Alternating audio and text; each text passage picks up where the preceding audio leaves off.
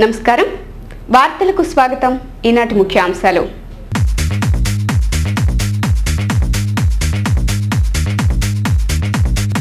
Corporation ఉద్యోగుల ఆందోళనకు సంఘీభావం ప్రకటించిన వైఎస్ జగన్ 010 పద్దు ద్వారా వారికి జీతాలు చెల్లించాలని ప్రభుత్వానికి వినతి.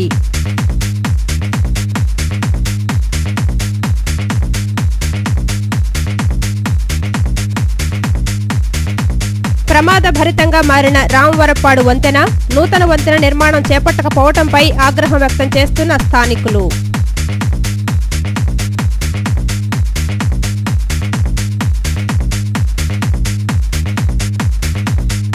వైభవంగా హజరత్ సయ్యద్ ఆలీ హుస్సేన్ షా ఉర్సు మహోత్సవం, విశేష ప్రార్థనలు నిర్వహించిన ముస్లింలు.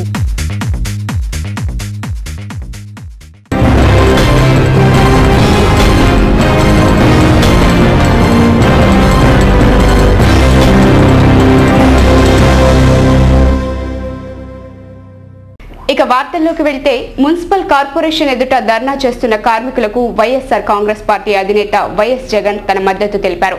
జీతాలు సకాలంలో చెల్లించకపోవడంతో కార్మికులు పలు ఇబ్బందులకు గురికావాల్సి వస్తోందని వాపోయారు. ఇప్పటికైనా రాష్ట్ర ప్రభుత్వం మానవతా దృక్పథంతో సిబ్బందికి సకాలంలో జీతాలు అందజేయాలని ప్రభుత్వాన్ని జగన్ కోరారు.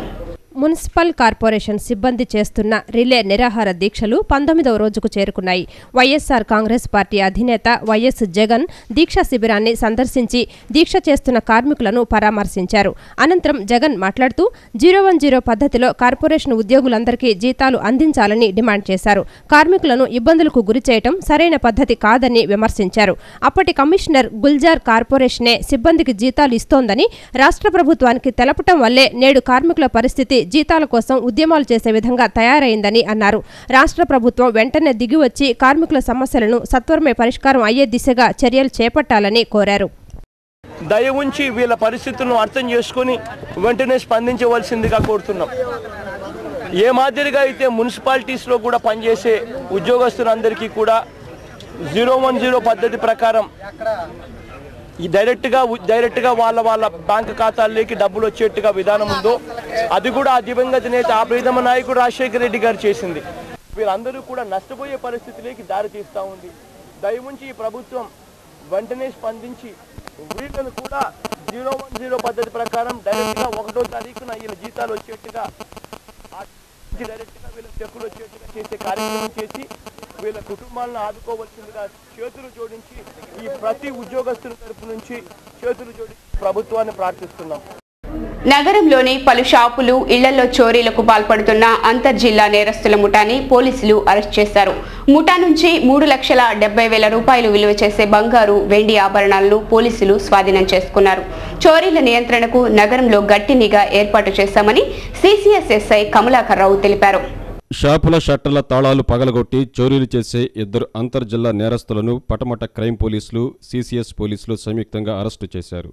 గుంటూరు జిల్లా మంగళగిరి మండలం నవలూరుకు చెందిన మహేష్ అనే యువకుడు గతంలో బంగారు నగల తయారీ దుకాణంలో పనిచేసేవాడని చెప్పారు.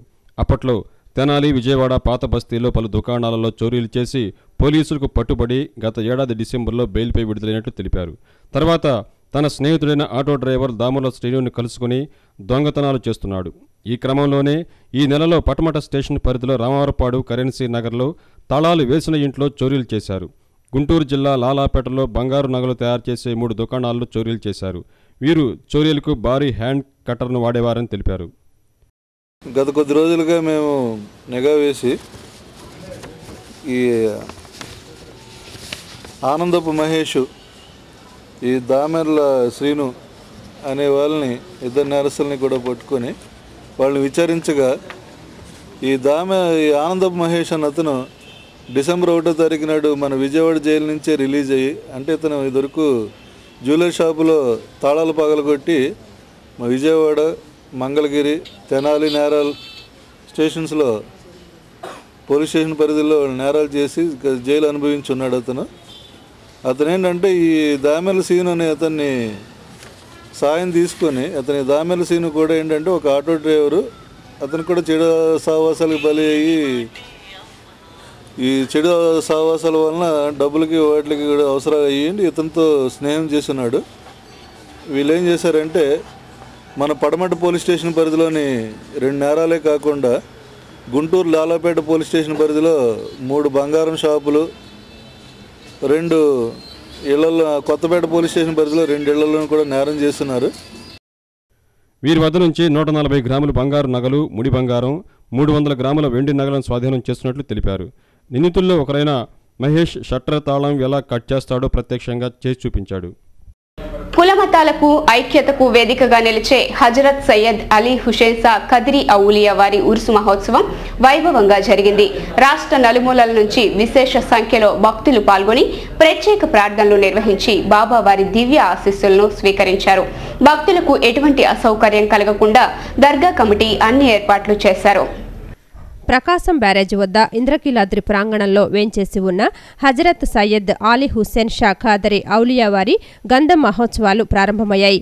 ఈ ఉత్సవాల సందర్భంగా రాష్ట్రం నలుమూలల నుండి విశేష సంఖ్యలో భక్తులు తరలివచ్చి ప్రత్యేక ప్రార్థనలు నిర్వహించి దివ్యాశీస్సులు స్వీకరించారు. దర్గా ప్రాంగణాన్ని పూలతో అందంగా అలంకరించారు. ఈ సందర్భంగా అర్ధరాత్రి బాబావారి గంధం ఊరేగింపు గుర్రం మీద ఉంచి ఫకీరు మేళతాళాలతో వంటంలోని పలు కూడళ్లలో ఊరేగించారు.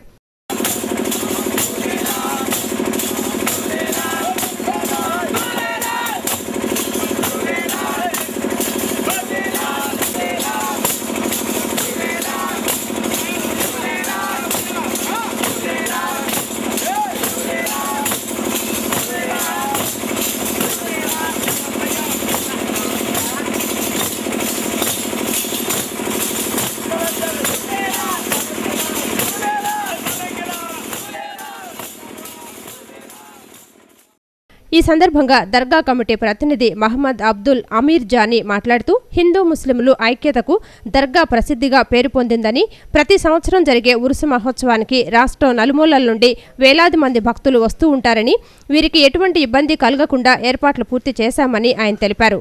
ఈ ఏడాది కూడా ఏర్పాట్లు చేశామని ఆయన తెలిపారు.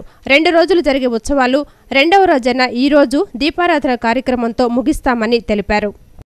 భక్తులెల్లరూ కృష్ణా బ్యారేజీ వద్ద గల బాబాగారి దర్గాకి వచ్చి వారి యొక్క ప్రార్థనలు జరుపుకొని వారి కోరికలు తీర్చుకోవడానికి బాబాగారికి ప్రార్థనలు జరుపుకోవాలని దర్గా డెవలప్మెంట్ కమిటీ తరఫున కోరుచు ఈ యొక్క కార్యక్రమంలో పాల్గొన్న ప్రతి ఒక్కరికి కృతజ్ఞతలు తెలియజేస్తూ మా కార్యక్రమానికి పర్మిషన్ ఇచ్చి సహకరించిన పోలీసు వారికి, అలాగే మేము పిలిచిన వెంటనే వచ్చి మా యొక్క కార్యక్రమానికి కవర్ చేసినందుకు సిటీ కేబుల్ వారికి ధన్యవాదాలు తెలియజేస్తూ ఇప్పుడు కాసేపు ప్రకటనలు.